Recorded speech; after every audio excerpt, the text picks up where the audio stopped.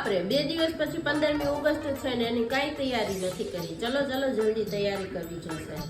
સૌથી પહેલા તો ધ્વજવંદન કોણ કરશે એની સોસાયટીની મીટિંગ બોલાવી નક્કી કરવું પડશે.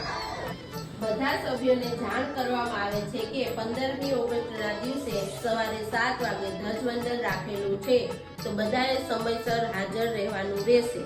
સોસાયટીના દરેક ઘરમાંથી એક બાળકનું નામ ડાન્સ માટે આપવાનું છે, એટલે બધા મને કાલ સુધીમાં નામ મોકલી આપજો.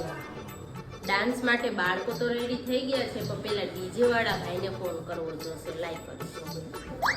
ચલો આ થઈ ગયું.